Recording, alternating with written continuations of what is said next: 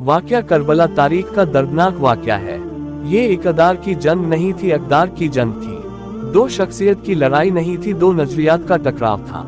ये हक और बातिल का मार्का था। यजीद जुल्म का इस्तियारा है। हुसैन इब्ने अली अमन की अलामत है। यजीद जब्र का पुतला है। हुसैन सब्र के पैकर है। यजीद अपनी बदतीनत फितरत और अपनी तपे ना हमवार के बाइस दुनिया पर जिल्लत व रुसवाई, जुल्म जब्र, जोरो जाती की अलामत बन के उभरा। और हुसैन इब्ने अली रज़ियल्लाहु ताला अन्हु हक व सदाकत के निशान बन के उभरे। करबला के तपते हुए रेगजार में हुसैनी और यजीदी दो किरदार सामने आते हैं।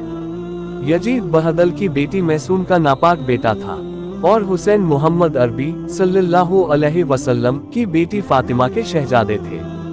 यजीद दमिश्क के अतराफ में सरजून और जरीर अख्तल जैसे औबाशों के झुरमुट में पलकर जवान हुआ। हुसैन का दरवाजा मस्जिद नबवी के अंदर खुलता था। यजीद नशे में धूत होकर के नमाजें छोड़ देता था। हुसैन की करबला के अंदर भी नमाजें तहज्जुद कजा नहीं हुई। यजीद जुल्म का दूसरा नाम है। हुसैन अमन की अलामत है।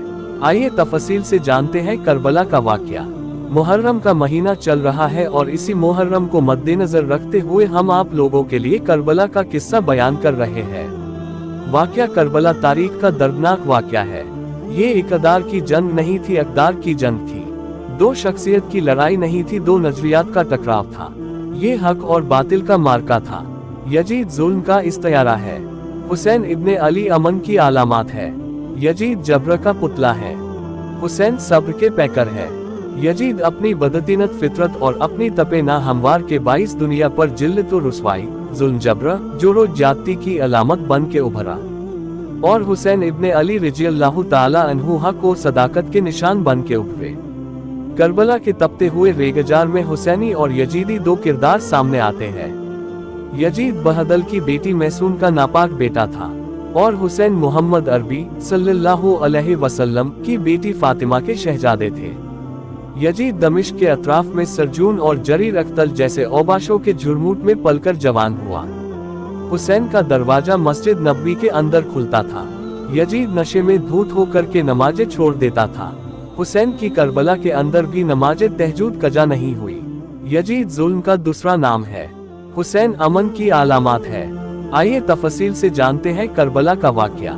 मुहर्रम का महीना चल रहा है और इसी मुहर्रम को मद्देनजर रखते हुए हम आप लोगों के लिए करबला का किस्सा बयान कर रहे हैं। जब 60 हिजरी में हजरत सैयदना अमीर मुआविया रज़ियल्लाहु अन्हु का इंतकाल हुआ और यजीद उनका जानशीन बना, तब ताख्त-ए-हुकूमत पर बैठते ही उसके लिए सबसे अहम मसला हजरत सैयदना इमाम हुसैन, हजरत सैयदना अब्दुल्ला बिन जुबैर और हजरत सैयदना अब्दुल्ला बिन उमर से बैत लेने का था, क्योंकि इन हजरातों ने यजीद को अमीर मुआविया का वली अहद तस्लीम नहीं किया था।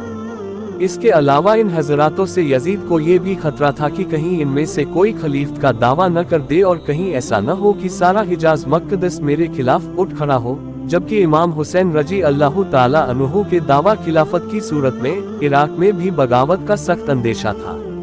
उन वजहों की बिना पर यजीद के पेश नज़र सबसे बड़ा मसला अपनी हुकूमत की बका और उसे तहफ़्फ़ुज़ देना था, लिहाजा इसने उन हज़रात-ए-मुक़द्दसा से बैत लेना ज़रूरी समझा।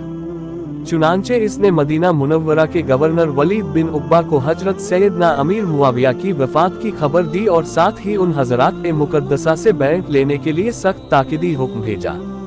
वलीद ने हजरत सैयदना इमाम हुसैन रज़ियल्लाहु ताला अन्हु को हजरत सैयदना अमीर मुआविया की वफ़ात की खबर दी और यजीद की बैत के लिए कहा।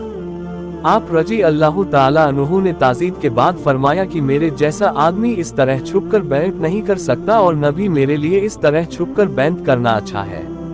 अगर आप बाहर निकलकर आम लोगों को और उनके साथ हमें भी दावत दे तो यह